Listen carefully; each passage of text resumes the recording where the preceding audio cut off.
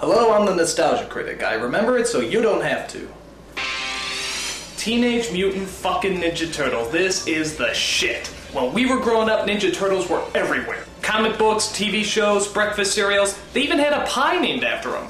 It tasted like splooge, but we didn't care. As long as it had the Ninja Turtles on it, we were happy. So when we heard they were actually making a live-action movie based on this phenomenon, we proudly pissed our pants with joy. We shit ourselves with excitement. We vomited up vast amounts of excrement, shit on it, rolled around in it, put it back in our mouths, and proceeded to vomit it up again in roaring anticipation. Okay, maybe only I did that, but still, bottom line, we were hyped as hell. These movies kicked ass back then, and I'm sure they're gonna kick ass now. Which is to say I haven't actually seen these movies in years, but that's why as a special treat, I'm gonna sit down and review the movies with you as you're watching it with me. So, grab your vintage Teenage Mutant Ninja Turtle box of cookies and enjoy the show. Just watch the movie. Alright, New York. So far, so good. Actually, I like this opening because it doesn't even look like a Ninja Turtles movie. This could be the opening to Shaft. Watch. Who's the black private dick that's a sex machine to all the chicks? Shaft! You see? April O'Neil, Channel 3. Whoa, whoa, whoa, whoa, whoa, whoa, whoa, whoa, whoa. Who is that? April O'Neil. No. Listen, lady, I'm sure you're a fine actress and everything, but, you're not April O'Neil. No. This hot honey you see here is April O'Neil. Yellow jumpsuit, nice legs. Damn, she's fine. So come on, where's the real April O'Neil? Come on, cough her up. Just what is going on out there, April? Okay. Alright, no, that's cool, you know, no problem. I mean, at least we still get to see her in the yellow jumpsuit, right? Oh, come on! That's not a jumpsuit, that's a raincoat! There is a difference. Look, you watching? I'll show you the difference. Here, watch close. Jumpsuit, raincoat. Jumpsuit, raincoat. Jumpsuit, raincoat. Jumpsuit, raincoat. Jumpsuit, raincoat. They're nothing alike! All I gotta say is the Turtles had better be a hell of a lot better. Awesome! Righteous! Excuse me one moment. Oh my god, look at those costumes! Those are incredible! That's exactly what radioactive ninjutsu reptiles in their late teens would look like! I mean, they're unbelievable! I mean, they're phenomenal! I mean, oh my god! I apologize for that, but even you have to admit those costumes are pretty incredible. The guy who put these all together was Jim Henson, the Muppet guy. And do you know how much those puppeteers have to squat in order to get their hands up those asses? It's not even worth thinking about. If this movie was done today, chances are they probably turned them all into computer-generated images. Oh, bullshit! They set out to rescue April from the evil Foot Clan, who want to destroy her because she's giving evil pajama-wearing psychopaths a bad name. Oh no, you didn't! Alright, April's gonna kick some ass.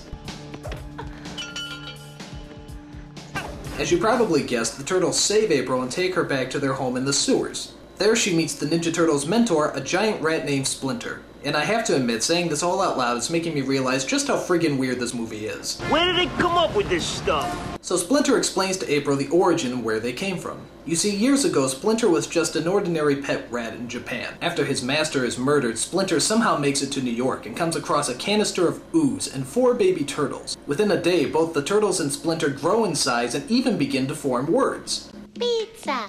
Pizza! It could happen! Splinter decides to name them after the famous Renaissance painters, because giant mutated turtles seem to scream of the Renaissance period. It made sense back then. Wondering how much acid she dropped, April decides to help them defeat the Foot and bring order to the city. And on their way, they're helped by a vigilante known as Casey Jones, who's pretty cool despite the fact that he looks like Jason's homosexual Canadian brother. Ooh. Now, the leader of the Foot Clan is an evil kitchen utensil known as the Shredder, which everyone says is a giant Darth Vader ripoff, but I don't see the resemblance. I am your father. Okay, it's a ripoff, but you gotta give this guy credit. He has a diabolical scheme to... Actually, what was the plan again? Punish these turtles. I'm sorry, I don't care how menacing or powerful you are, there's no way you can make punishing turtles sound threatening. I'm sorry, it's just not humanly possible. But, you see, he is using kids and teenagers to fight his battles. If you went up to a hitman and said you wanted them to hunt down some turtles, they'd probably laugh in your face. However, if you get a bunch of stupid kids, stone them off their asses, get dressed up in shiny metal, recruit them to be ninjas, and then ask them to hunt down some turtles? Dude, sign me up! Awesome!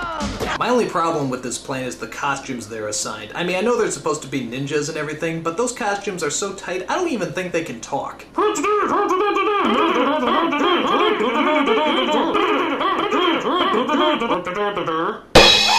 One of the things I love about this movie is the Turtles' disguises, which is pretty much just a trench coat and a fedora hat. How can nobody recognize them in that? I mean, how stupid do people have to be to not recognize a big turtle in a trench coat? Look like sort of a big turtle in a trench coat.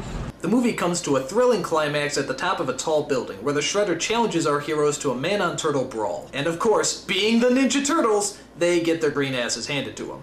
What point did we lose control here? But all that changes when Splinter comes into the picture. It's Sensei versus Sensei, giant rat versus giant cheese grater. The battle of all battles begins. Here it goes. This is gonna be good. Here it comes!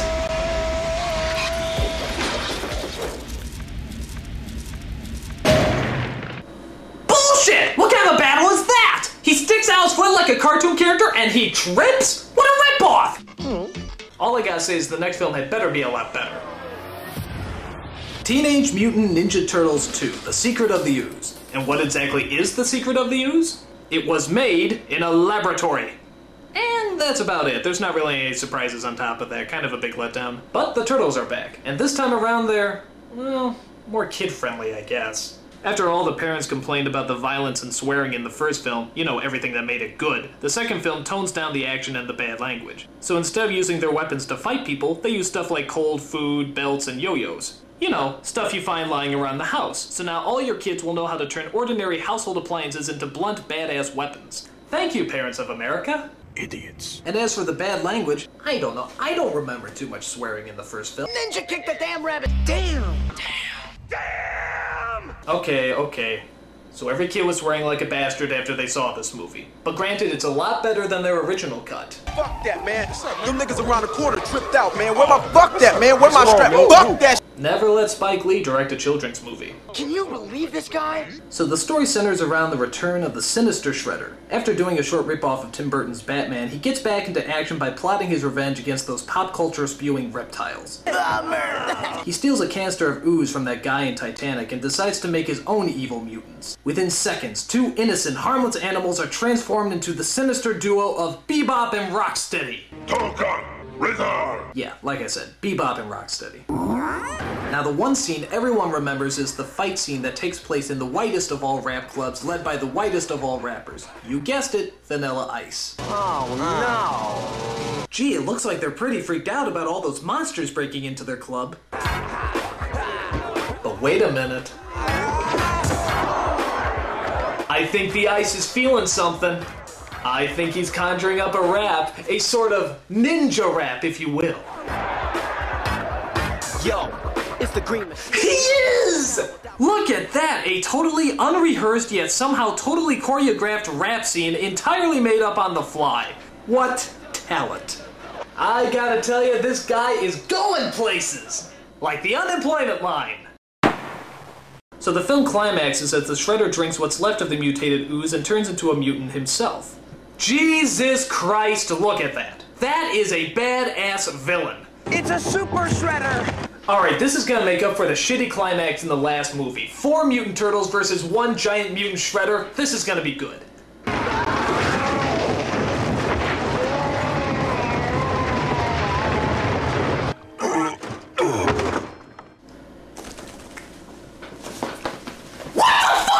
Are you telling me that a regular shredder can survive a 7-story fall and a dump truck crushing him, and yet a super shredder can't survive a bunch of wood falling on him? Bullshit! Bullshit! Bullshit! You know, I'm starting to realize that, these movies aren't quite the masterpieces I remember them to be. I mean, they're weird as hell, they don't make any sense, and they keep pissing me off with their anti-climaxes. But I shouldn't give up hope. After all, there is still one last movie left, Teenage Mutant Ninja Turtles 3. And seeing how now they've had 2 movies to experiment with and find out what works and what doesn't, I think we can safely assume that this is going to be the best of the bunch. So, sit back and let's enjoy Teenage Mutant Ninja Turtles 3. Oh my god, it's so terrible! It's so terrible!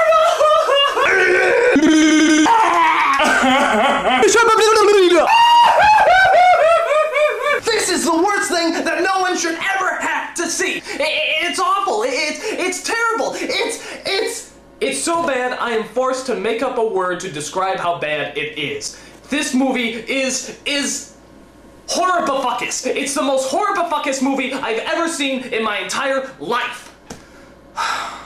Okay, like I said, these movies aren't the masterpieces we remember them to be. But it's best not to look at them as movies, but more as a homework assignment. Make a movie about 4 mutated turtles in their late teens who are named after Renaissance painters, led around by a giant rat, know ninjutsu, eat pizza, dress up like flashers, fight a guy who's named after a cheese grater, and make it plausible. And you know what? With the exception of the last movie, I'd probably give this project an A. Minus, but still an A. I'm a nostalgia critic. I remember it, so you don't have to.